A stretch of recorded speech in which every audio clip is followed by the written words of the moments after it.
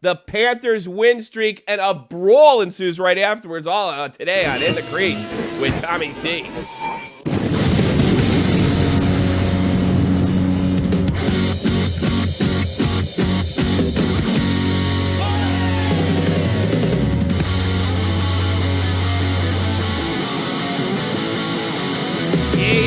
Yeah. Welcome to back to In the Crease with Tommy C. Sorry, this is Jack Malay Monday. A big apology goes out to Jack Malay.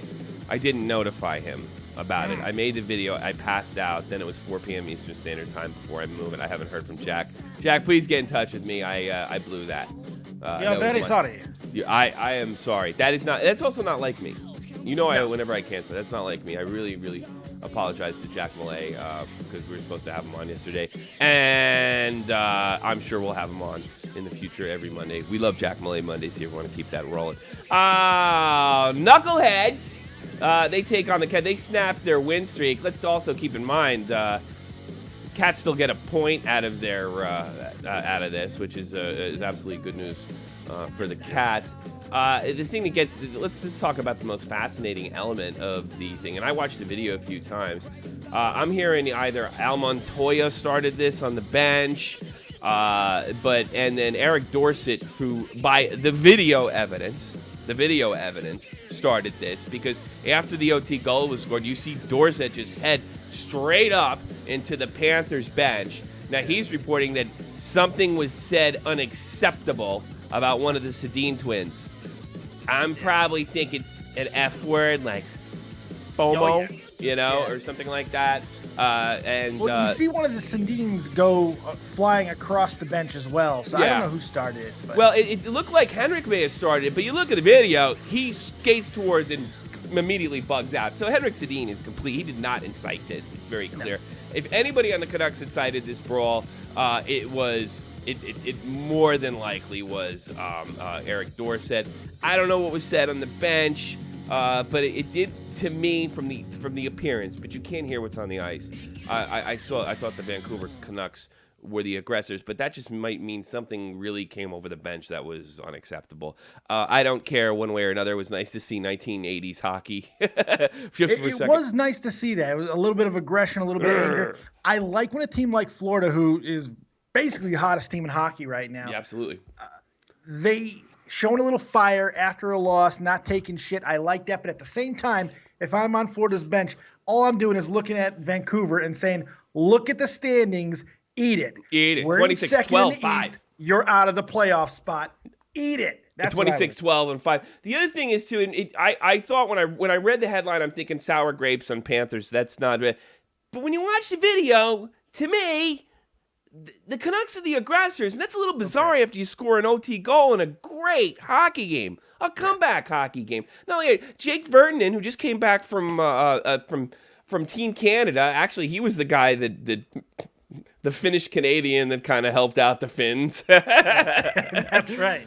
He makes it. That's got to be great. You get it. You tie it up late in the third to force overtime. Congratulations, welcome back, Jake. Hey, shit happens. Yeah.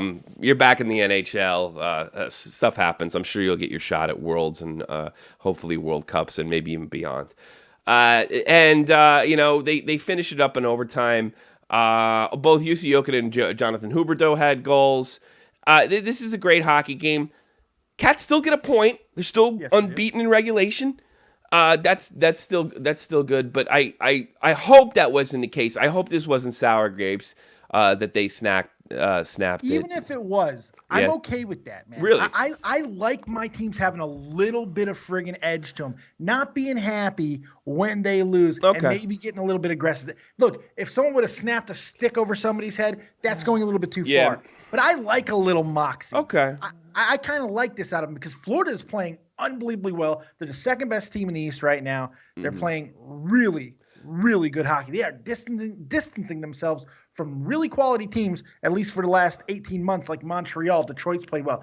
Boston. All these teams are fucking slumping and going down, and Florida is taking advantage.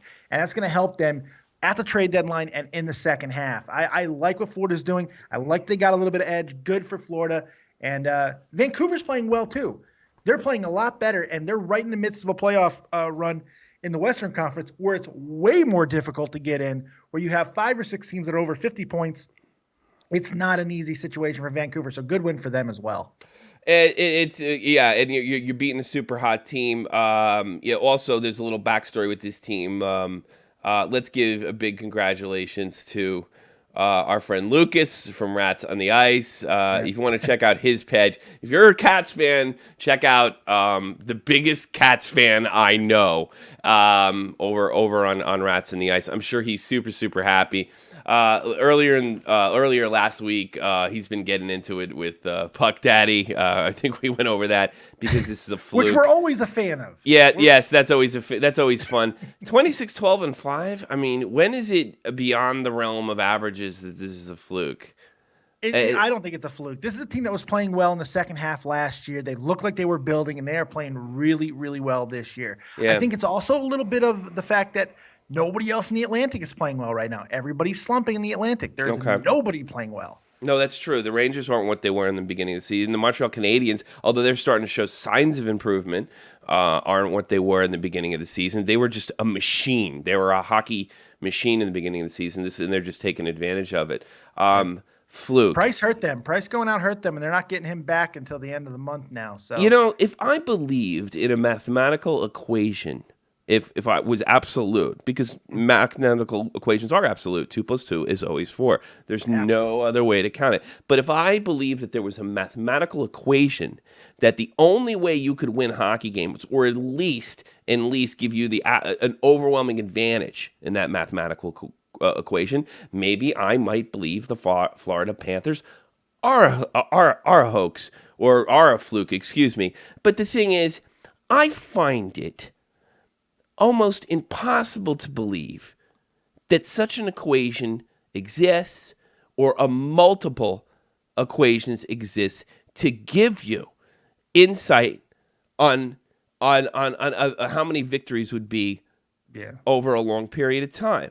Sure. Because there's different ways to win hockey games. Absolutely. And if that were the case, become a fucking gambler! Right? None of these guys gamble. Why don't these guys gamble? Why don't they move to Europe? Get on B-Win. You will be a winner. A winner.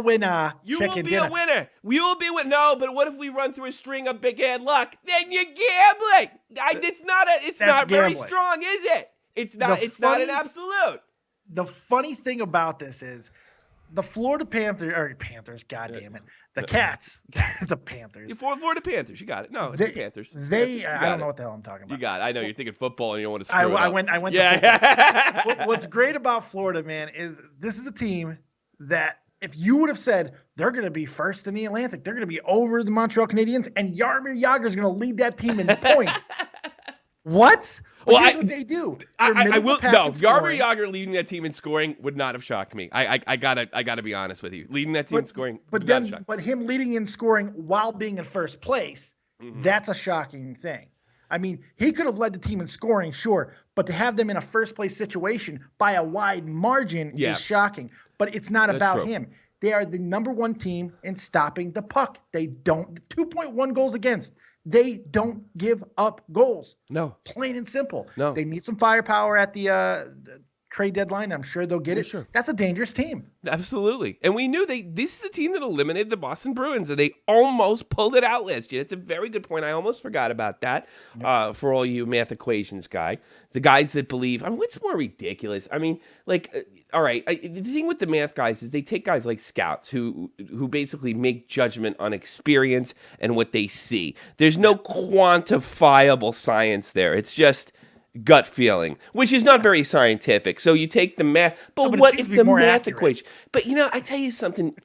I know guys like back in New Jersey, they just have a knack for reading people. Some people are better at it than others. I've seen this before. It's not a psychic ability. It's called street smarts. It's people. There are people out there that can sum you up, tell you from what part of the country you are, how many siblings how many siblings you have, or at least have a pretty good idea just by the first sentence out of your mouth. These people exist. Yes, they do. These people exist. Some guys go It's called into intuition. Yeah, it's called intuition. It's based on experience. Some guys even use this as a hustle or a crime, what's called a cold reading, and they say that they're psychic, right? And they get a read on you. They look at your clothes, you look at this, and they boom, boom, boom, boom, boom, and they tell you a bunch of shit that you already fucking know. You know why? It's because you're wearing. They just blew your mind. It's not a psychic ability. You're wearing it on your shoulder. Why is that so unbelievable that somebody could do that effectively as a hockey scout or a sports scout in general? Yeah, I don't think it's even hard to do with this team when you look at the roster and you look at some of the people they have. You got some winners and high character guys and guys like fucking Aaron Ekblad, who we both love. Yes. By the way. By the way, he was out today. It looks like he has concussion syndrome. I'll be getting him in a minute, but keep going. He losing him would be over any long period of time would be detrimental to this team. Absolutely. 19 years old, playing well beyond his years, big kid. He's a game changer on defense. He's leading the team in plus minus. The guy just plays hockey well, so he's a huge catalyst. Riley Smith, nobody's talking about. I keep picking him up in fantasy every week because you jamokes keep letting me pick him up. And he scores me 10 points a friggin' week when I need it the most. You're gonna scrap your way into the damn playoffs, Mr. And then Jagr. And Jagr. Jagr just being Jagr. How big of a catalyst is that at 43 years old? You got this guy skating around, hustling his ass off, leading the team in scoring, and he's 43. How big of an example I think is that he's to the rest maybe of the one of the top 5 players ever. It's immeasurable. No, I think Jagr might be the top 5 players ever. I think he might be better than like guys like Marcel Dion, and that's a lot. And he might be the greatest player to ever play after the age of 40. No, you're missing Messier and Messier. Yeah, Messier. How effective was Messier in his 40s? Was it? No, not that effective. How was Jagr's really effective. Gordie Howe was though, but I mean he's compared a lot to Gordie Howe. From age 40 on, I think. Well, Gordie Howe played till he's 50, and he was effective. Oh yeah, well, Gordie Howe has look, we're talking about guys with superior DNA. Yes. You know, like incredible work ethics. Jagr loves the game. I think we can all say that. He was born into a communist system that probably just forced him into that, and he happened to be naturally good at it.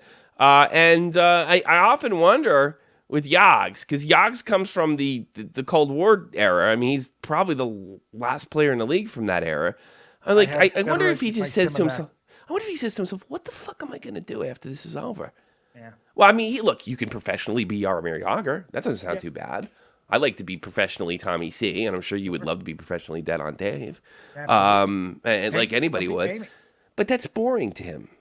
And I think it doesn't suit his competitive nature, and maybe sitting around, I don't know, just banging models and being Jaromir Jagr is not his cup of tea. So it is amazing. This is a guy who I think is going to play for a long time outside of the NHL. He'll go back to Russia. He'll play, and then eventually he'll wind up coaching. Well, you got to remember, he already did a trip to the KHL. Yeah. And he came back. And a lot of people didn't think, and he came back a little slower, and he didn't look like Jags like we used to. But he's been effective ever since he came back, and he's jumped to a bunch of teams trying to win a Stanley Cup. Hey, sure, no problem. He's been in Philadelphia. He's been in Boston. He's been in Dallas. He's been just about everywhere. New Jersey. He's been in New Jersey, and Jake loved him in New Jersey as well. Yep. They were very happy to have him. So, you know, Jag's a beast. I know he's Pierre Pustine's one of his favorite players of all time. One of my favorite players. Certainly one of my players say. And Jagr, you know, the best thing about Jagr is he's fucking weird. And that's why he's a fucking weird guy. He's unapologetically Jagr. Yeah.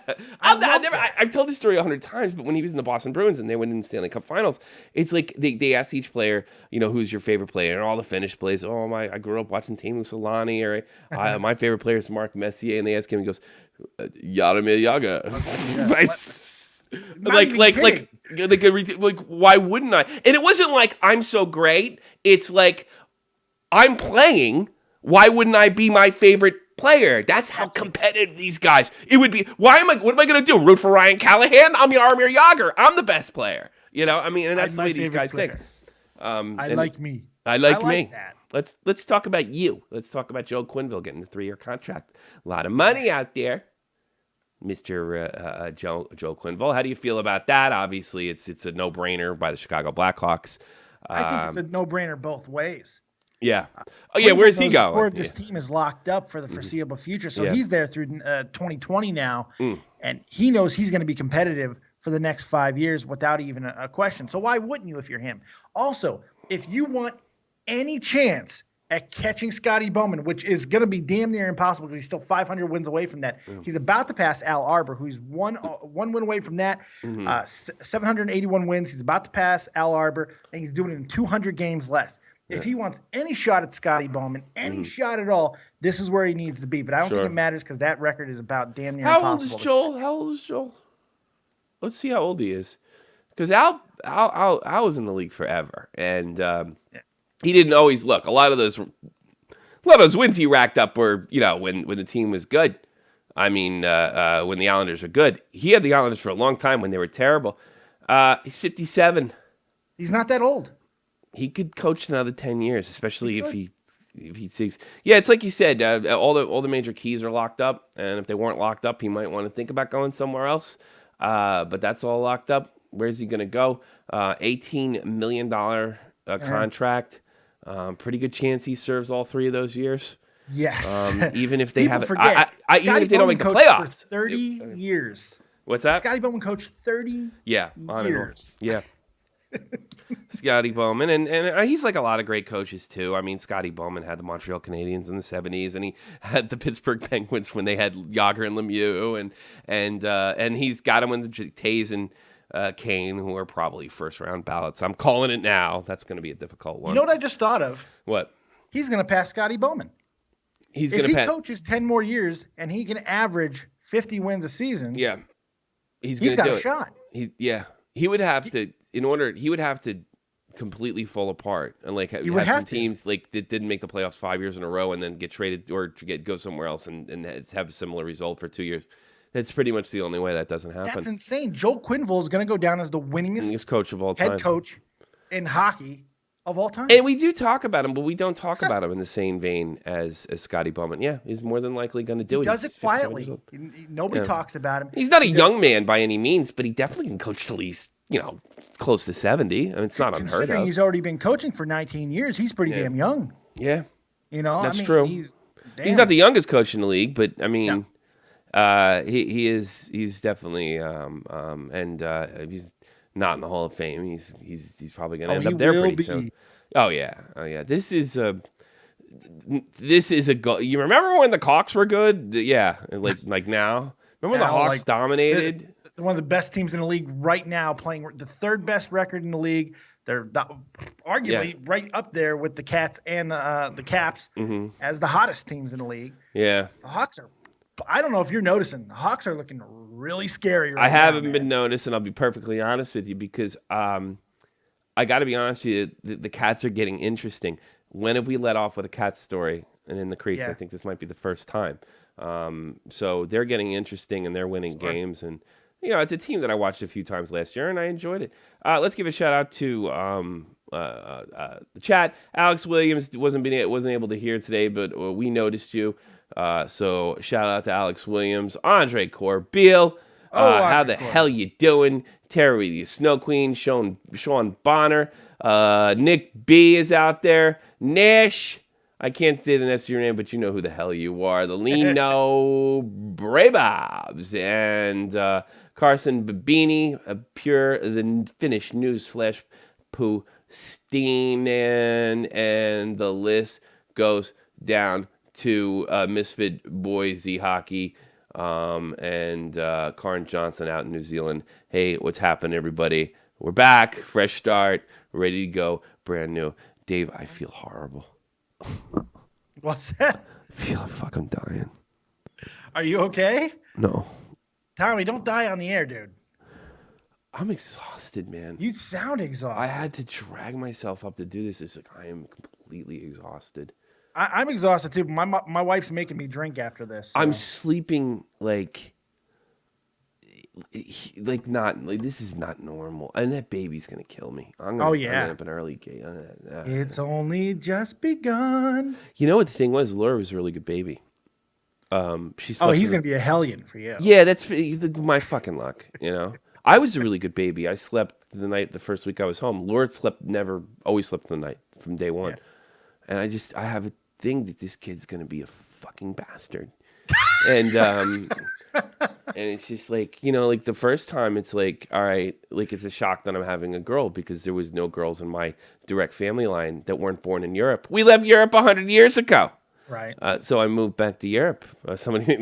And we have our first girl. So I just figured if there's a God, he hates me and gave me a girl. Well, that thing seemed to work out okay because she was a really good, easygoing baby. And now I'm going to get a boy, which is, who doesn't want a boy, especially when you're like a big sports fan and you have all these visions of going to hockey games and stuff like that. Even more so when you're 55. I mean, you really want to have a boy when you're 55. He's 10. He's 10. I'm going to be 50. Yeah, that's great. Super fucking great. Yeah. That was the thing. That was the thing. It's okay. You got cool young Uncle Dave here, man. You're good to go. Yeah. 30 minutes away, Uncle Dave's got your back. Go to Uncle Dave. Get my dentures. Go to Uncle Dave. Ask him if he has any more Depends, if he can spare one. That's right. Luckily, I have a stockpile, so you're okay. Yeah. I get group discount. Get Uncle Dave's Depends. In fact, here, take this jalapeno. Put it in Uncle Dave's Depends. Yeah, and stuff like that. Let's check out. I can see that happening.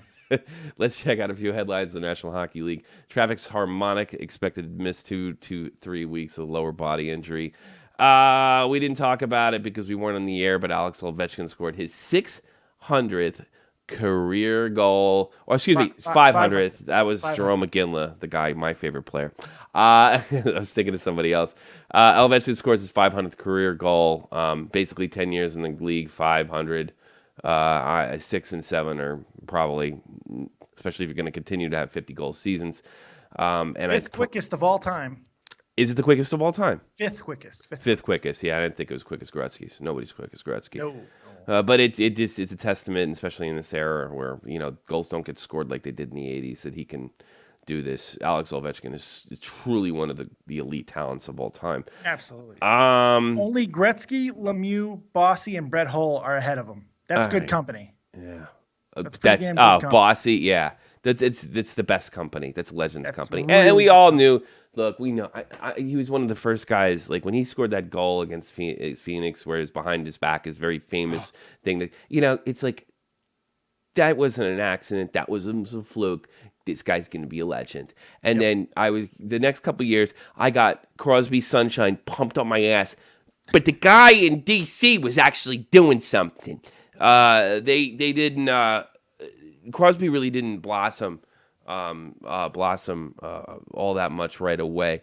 We got a quick call from Roy, and then I think I'm gonna bag it. I just like Roy too much, not to let him on. Roy, real quick, because I'm feeling horrible. Well, that's why I wanted to call. I wanted to cheer you up. You did. It already worked. What's on your mind? What do you think of the Cats? I know you're a Bruins fan, but how's everybody in Florida? What do they think? How do they feel about how the Cats are doing? It's really exciting stuff.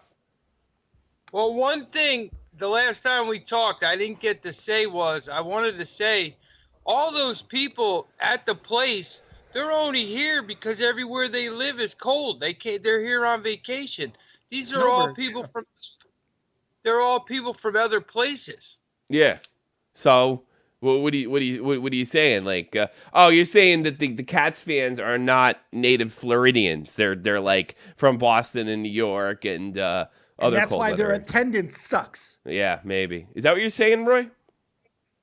Kind of. Yeah, I guess so. Yeah.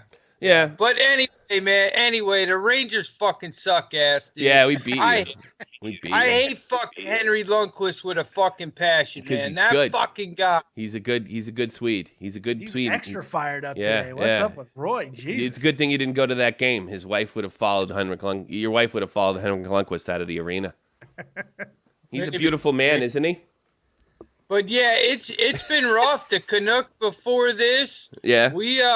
We can't catch a break. No, but where are the Bruins at? They're okay, right? Then on Dave. They're not in great position. They're hanging on to a wild card playoff spot right now, but it's dicey. It's dicey. Boy, I hope why isn't Ryan Lampert reporting that they're a fluke then?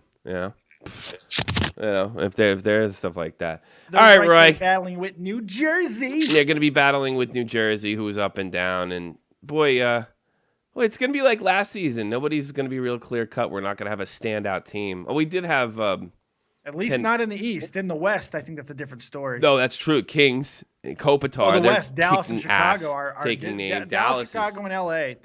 They're chasing. I always knew Dallas would get back in the fray. Chicago's running down Dallas, who's 4-4-2 in their last 10. Dallas is playing like shit. Blackhawks have pulled within 6. 2 weeks ago, they were like 20 points behind. The Hawks are playing amazing hockey right now, and Dallas is getting caught. You know, we were saying last year this time how the West had been sort of conquered again. The East was the better hockey. You can't say that this year. The West is back in charge. Yes, I have to say that. You have to say that. All right, Roy. Hey, listen, man. You did make me happy, and I appreciate it. But I'm gonna let you go because I want to go to bed, and I don't feel good. But thanks you for calling. All right, Tommy. I'm gonna end the show. Thanks, brother. I appreciate you calling, and I appreciate all your well wishes. But I gotta be honest with you. I'm exhausted. He looks tired. I'm exhausted. I'm very much exhausted. Let's go thing. But thanks for the call, Roy. I do appreciate it. New Jersey native James Van Riemsdyk out 6-8. And one thing I didn't talk about, Matt Hendricks in a revenge play kind of gives the crowd a thumbs up after hitting Aaron Ekblad from behind in an earlier game with the Edmonton Oilers. I don't know, man. He's getting 3 games for it. Good. It was ugly. Getting I don't know 3 if I games go for that, for man. it, so. I'm not look. I'm a big and not whistled. That play was not whistled. No, I know. By I couldn't the way. fucking believe that wasn't with. There's a 5-minute major, dude, and then he's like smiling at the camera and stuff like that. Like, look, I'm all for revenge, but you can hit the star clean, and then go fight in the center of the ice. You don't have to friggin' end the kid's career. He obviously, man, you don't want to do that to that kid. He looked like he was suffering from a concussion, but I guess I got reports here. I don't know if I believe them. Lower body injury, but he looked. I love those. I love the ball injuries. He pulled his balls. He pulled his balls. But no, I don't know what's going on with that. But I don't. Who's Matt Hendricks?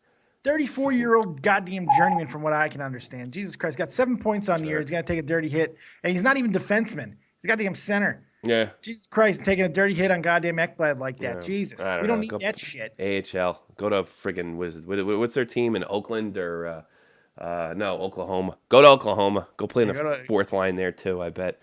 But I just don't get that. The revenge stuff I get, but if you want to draw Ekblad into a fight, you want to give him but from behind. There's ways to do it. Just you like you want to kill somebody, man? You want to end up like Todd Bertuzzi? Yeah. You want to friggin' like put I wonder what it's like for Derek Moore of the New York Rangers knowing his brother can't fucking play hockey. It's been 10 years since this shit happened. What it's like for him? How much you want to bet now that his brother has all that money or is getting some of the money from Todd Bertuzzi that it really didn't bring any closure? You know. Why do you want to do that? Fuck you, dude. Fuck Mac. Still gotta wipe his brother's ass, probably. I'm fuck, sure it doesn't close. Well, he's not that bad, but it could have been a situation like that, very close. I mean, this guy was essentially paralyzed, and that ended it because if he probably, I'm no doctor, but if he probably gets hit again, it's going to be a real problem. Stack of dimes neck now, more than likely. Yeah, that's what I'm thinking. All right, Dave, I think I had it, and you soldiered through, and we're proud of you for it. Yeah, I don't want everybody to get mad at me and stop listening. And I'm greedy. I need the money. Give us your hits and subscriptions. Yeah. I wonder if Todd Bertuzzi's still playing somewhere in the minors. I really love watching. Maybe. I love watching Todd Bertuzzi towards the end of his career, and he had that big 5 o'clock shadow all the time. And he looked like and I've made this reference before, but we got new fans. He looked like a fucking cop trying to fucking just hang on and catch a pension. I could see I could see beer leagues going, Todd, you could play with us, but we're not giving you a stick. Yeah, something like that. Todd play with your Bertuzzi. He's a good hockey player too. Ruined his whole career. Where's he playing now? Oh, wait a minute. Here you go. He's a year older than me. Canadian professional ice hockey player is currently unrestricted agent in the National Hockey League, known as a power forward, blah, blah, blah. No, he's known as the guy that broke Steve Moore's neck. That's how he's known. Is that what you want to end up like, Hendricks? Is that what you want, man? You want to be that guy? You know? Ask Todd Bertuzzi how miserable his life is. Why? Todd Bertuzzi's a fucking damn good hockey player. He's probably probably on his way to the Hall of Fame. Don't tell me that didn't affect his play over the years, too. Oh, sure. I'm sure it did. And he was a good player. He's one of those tough players, too. I know he didn't do this shit on purpose, but... When people lose their shit, they lose their shit. I get that. But you gotta pump the brakes a little bit sometimes. I would agree with you. Oh, last thing. All right, I'm just going to blame this all on Macazar. Apparently, I'm not reporting this, but the 27-year-old girlfriend of Montreal Canadiens forward Alex Galchenyuk, and the Alex Galchenyuk's sister happens to be the apple of Macazar's eye. Yeah, a little bit, yeah. She recently liked a comment on his Facebook page, and we all heard about it. He lost his mind. His girlfriend was arrested Sunday for a domestic violence incident at a party. I don't know what happened, but I'm going to use TMZ reporter Macazar. Apparently,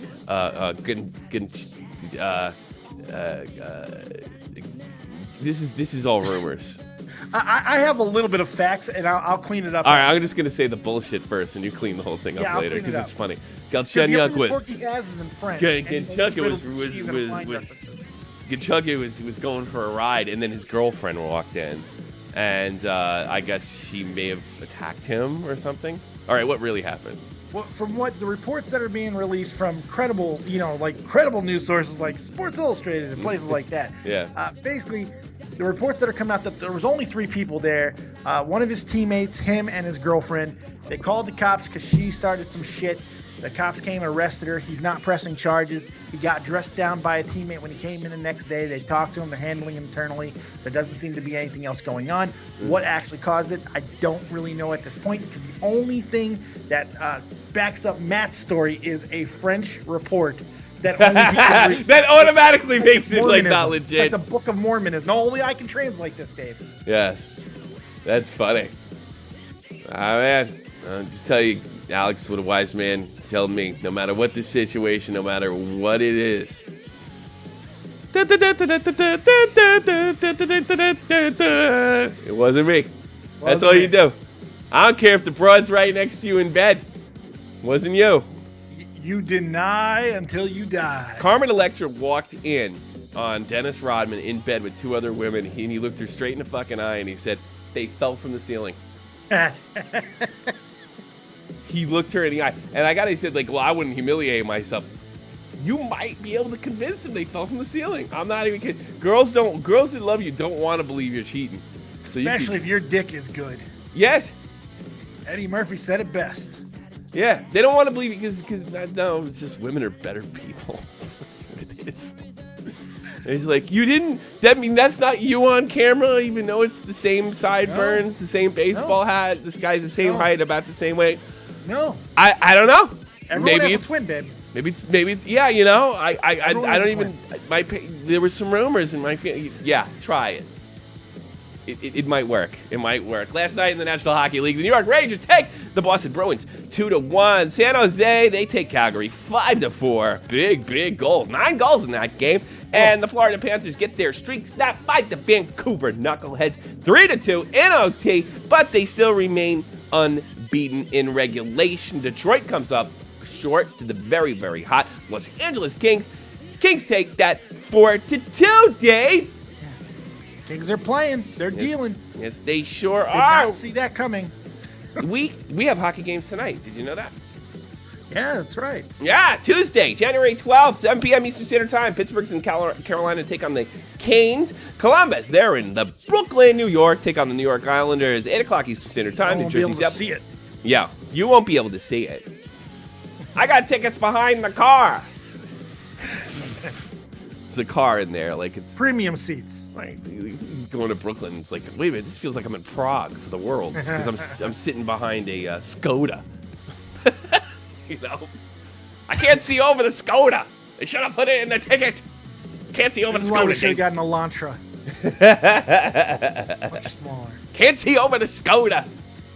New Jersey Devils, they take on the St. Louis Blues.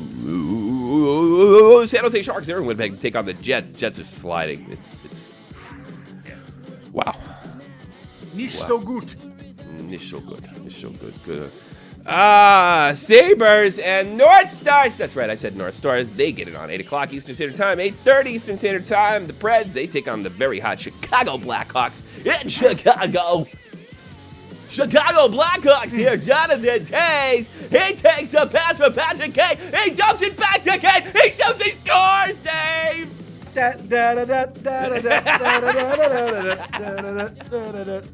Sorry. Damn, now I'm waking up. Now I'm feeling good. Now I won't sleep. Isn't it ironic? Don't you think? Adrian Lopez, call next time. We're call tomorrow. We're just about to end it, and I'm exhausted. I've had it. 9 p.m. Eastern Standard Time. Tampa Bay Lightning there in Colorado take on the Edmonton Oilers. They're in Arizona to take on the Yotes. Thank you very much, everybody. I just want to announce 2 weeks from today, I will be at Dead on Dave's house, so we'll probably have to put in the crease on the hold, or maybe I'll pre-record that day. And we're going to go live and have drunken board games. And the game will be, what, Connect 4? Connect 4 will start with that. My wife and I are actually playing tonight. We're playing Jenga Kaboom. So that'd be a lot of fun. Really? Jenga? I didn't even heard of that. I'm quite interested. Jenga Kaboom. I'm going to have to wake up. It's like Jenga, but on a big fucking spring. It's like pop-up perfection and shit, but with Jenga. Should be a lot of fun. That's pretty good. Kenny Morrison in there. Let's go Islanders. Sal! Graphics guy Sal. Daddy 121. Gun Cannon 15.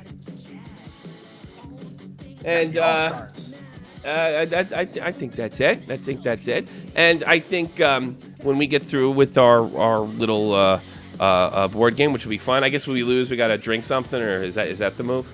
Well, yeah, that's why it's called Drunken Board Game. Well, that's okay, because at the end of the night, I'll be saying, "Get out of my crease!" Wait a minute. The button didn't work. I can't hear shit, so I can tell you. Oh, I didn't start the thing? No. That was the greatest thing you just did for it. It was fantastic. I know. I was selling it. I was selling the fuck out of it. I can't believe that I didn't flip the thing back on. Oh, God. It's good to be back with this fresh start. Why does that say website? Oh, because they switched the thing. Oh, yeah. You know what? Get out of my crease.